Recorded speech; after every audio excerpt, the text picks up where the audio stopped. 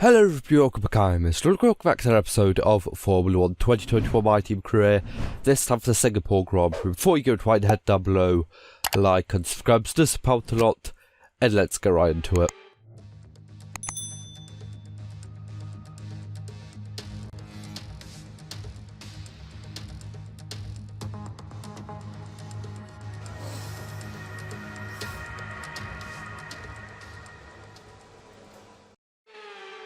So here I am out for my flying lap around the Marina Bay Street circuit. A really fun track. I didn't really like it until about the end of kind of Formula 1 2020, kind of like the last kind of season I did on that game.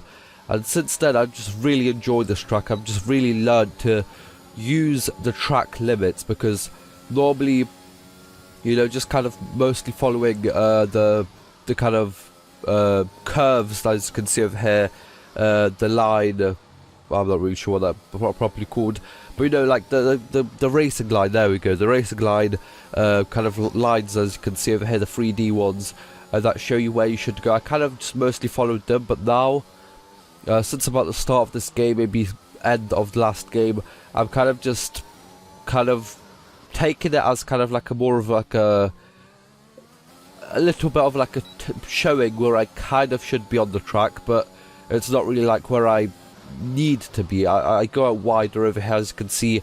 Again over here, just take out more of the track, use more of the track's width over there, just to gain that more speed.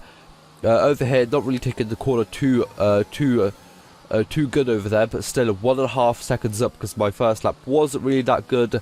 But let's see where we're going to end up anyway. We are going to actually get a 10 place grid penalty for a new engine, because that was quite used up. So we go P10 at the moment. That is actually going to turn to P11 by the end of the qualifying. 1.5 seconds away from pole, with actually Lewis Hamilton back on pole, Ricciardo in second place, and Max Verstappen in third place over there. Let's see what we can do during the race.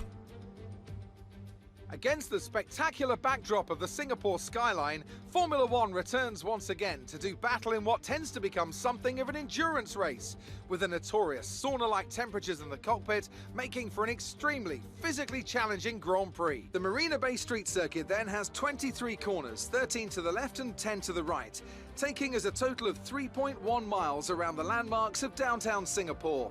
An average lap speed around here, just 107 miles per hour.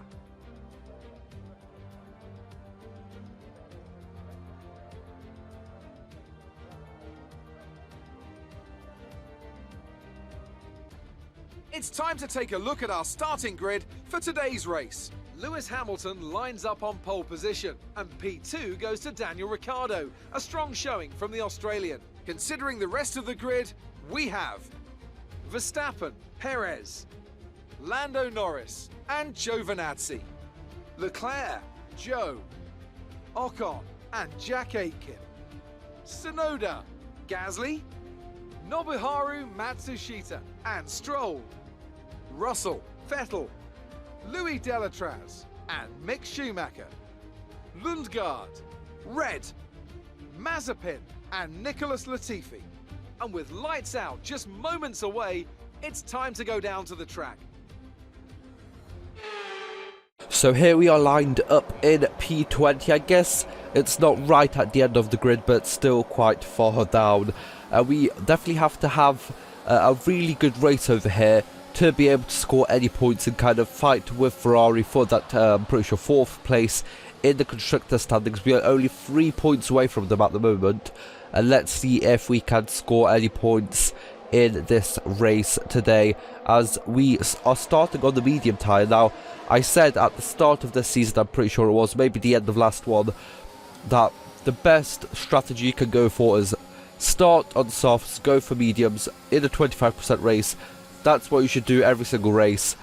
I said that's what I'm going to be doing in every single race. But I kind of changed things up over here. I wanted to go long, and of course, being a street circuit, quite hard to overtake. I kind of want to save those softs right up until the end, to just absolutely be able to go for it and maybe score some points then. But we move up to P19 over there, a couple of Good overtakes right at the start of this lap. And now going past the bridge. Oh, we're going to be able to make a dive bomb on Christian Lundgaard over there in the Alpine, I'm sure. Or is it the Williams? I'm not really too sure. It is the Williams. We managed to make it work. It looked so amazing, and it felt quite good too. As on lap 2, we are going to try and go for the same thing, but actually go around the outside, get wide the line to get the better exit out onto this kind of mini straight over here, just behind the Mercedes of Louis Delatraz. As we send it down the inside, make it work. Our car rotates really beautifully over there, as we have a really good setup on this car.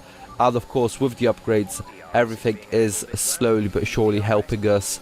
As a lap 3, of course, DRS activated, so we are going to use it to get past the Alfa Romeo of Russell over here on the kind of like main kind of longest straight, I guess you could call it, because it's not the main kind of start and finish straight, but it is the longest straight on this circuit. And a lap later, we basically do the same move that we did on Russell, this time on the Aston Martin driver of Sebastian Vettel over here. And talking about Aston Martins, we've got one right ahead of us, and are we going to be able to make another move down past the bridge over here? We try and go for it, but I guess Stroll kind of knew that we were going to do that. Actually goes up wide to get a better exit onto this straight over here. We get DRS, he gets DRS.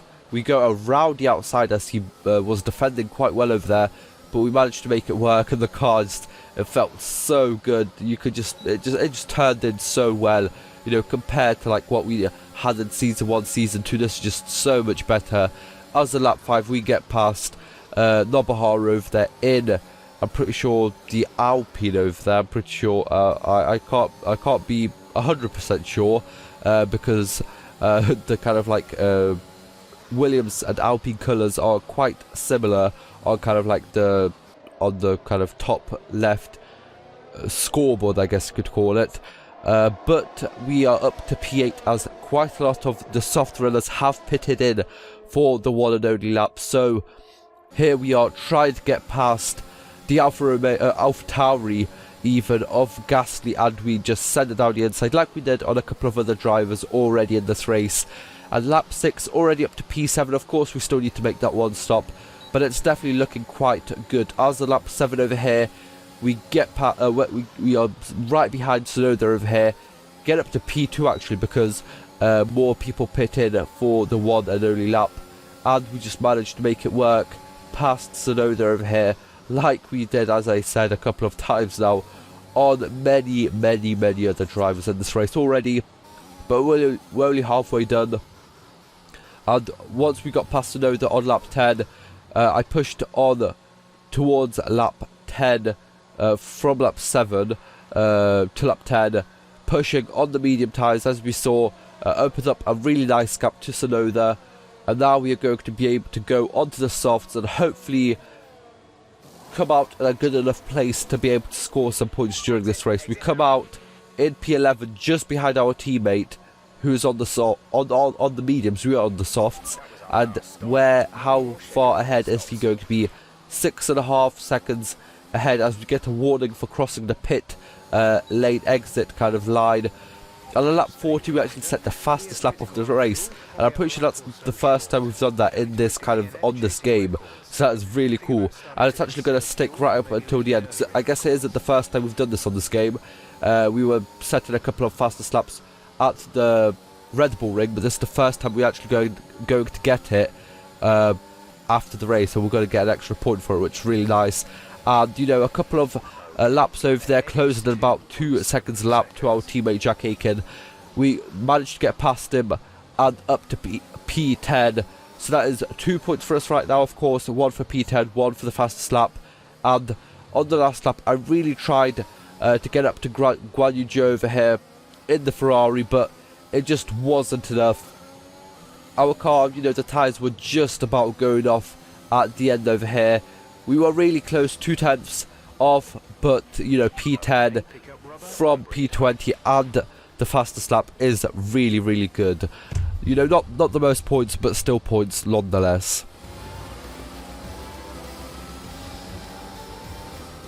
And with that, another year of Formula One draws to a close, and a new World Drivers' Champion is declared. Another entry added to that prestigious list of the sport's most incredible drivers. So, another fantastic victory for the Silver Arrows. And, talk to me, what do you think it was that sealed the win for them? Well, I honestly feel it was down to the driver and car today. I mean, we can talk driver skill all day, but if you don't have a solid team to back that, you're never going to get anywhere. When you hit that sweet spot of having both an excellent driver and an incredible car, that's when you see results like those we witnessed today. And I can see the drivers starting to approach the podium for the victory celebrations. A real team victory today.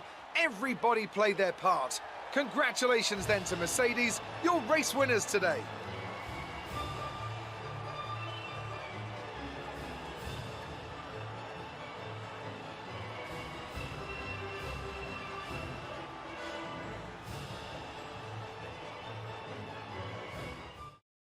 So there we go, Lewis Hamilton wins from Max Verstappen and Daniel Ricciardo comes in P3. We move up from P20 to P10, 2 points for P10 and the fastest lap. In the driver standings, we stay P5. You know, I think we just have to defend this from Louis Detras, 2 points away.